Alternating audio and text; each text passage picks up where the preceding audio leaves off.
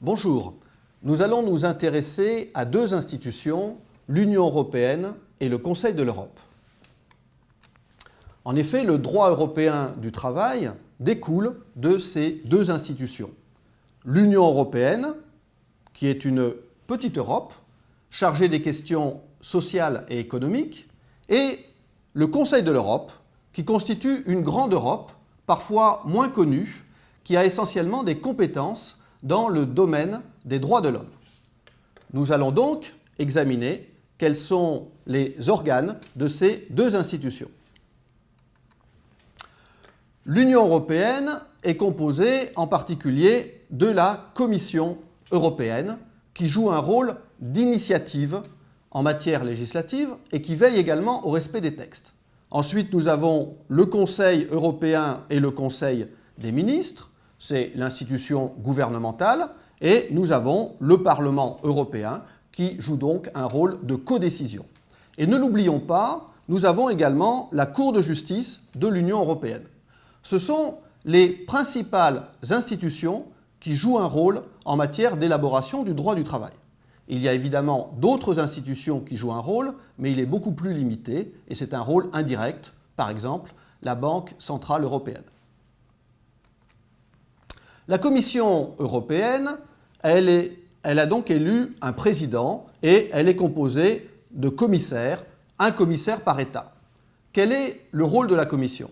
Eh bien, elle va promouvoir l'intérêt général de l'Union, elle va donc prendre des initiatives de toute nature, elle va proposer des projets d'actes législatifs, autrement dit, la Commission a l'initiative des textes, elle va veiller à l'application des traités, elle va veiller à l'application des textes adoptés par les institutions et elle va surveiller l'application du droit par les États. Autrement dit, la Commission va veiller à ce que chaque État respecte le droit de l'Union européenne et si un État est en infraction, eh bien, la Commission peut saisir la Cour de justice de l'Union européenne. Le Conseil européen, c'est le conseil des chefs d'État et de gouvernement suivant les pays. Elle a donc, cette institution également, un président et assiste aux réunions, le président de la Commission. Le rôle n'est pas ici législatif. Le rôle, c'est de définir les orientations politiques de l'Union européenne. Le Conseil des ministres, il est composé d'un ministre par État au regard de son département ministériel. Donc nous, ce qui va nous intéresser, c'est que nous allons avoir un Conseil des ministres du travail. Son rôle est un rôle de co-législateur. Ici, les ministres vont participer à l'adoption des textes. Le Parlement européen, c'est un vieux débat, il se réunit parfois à Bruxelles, parfois à Strasbourg. Il émane donc directement des citoyens européens. Il élit, c'est nouveau, le président de la Commission.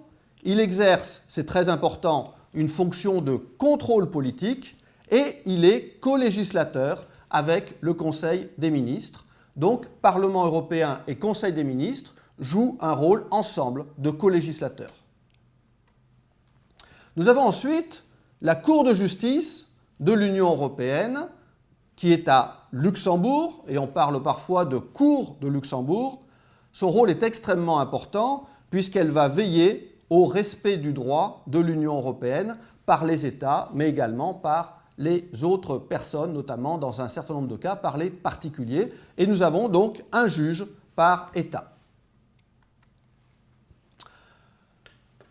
Le Conseil de l'Europe, c'est la seconde institution qui joue un rôle en matière de droit du travail.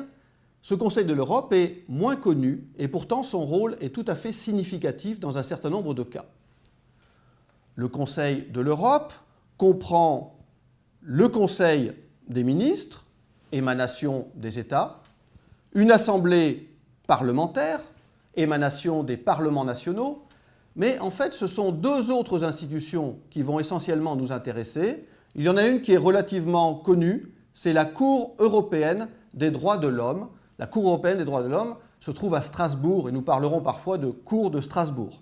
Et puis nous avons le Comité européen des droits sociaux qui va également jouer un rôle pour vérifier que la Charte sociale européenne est bien respectée.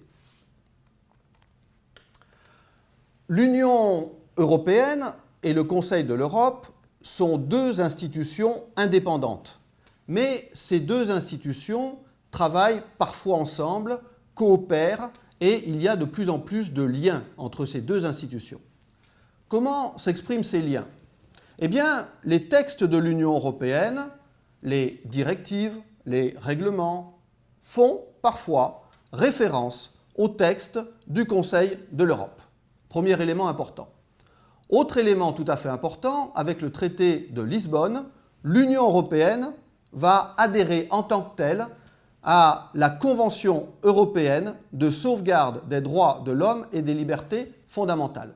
L'Union européenne va devenir un signataire, justement, de cette Convention européenne. Autre jonction entre ces deux institutions, eh bien, le Comité européen des droits sociaux, institution du Conseil de l'Europe, nous rappelle régulièrement que les États membres de l'Union européenne, quand ils élaborent du droit européen, quand ils élaborent des directives, quand ils mettent en œuvre les directives, ils ne doivent pas oublier qu'ils sont en même temps membres du Conseil de l'Europe.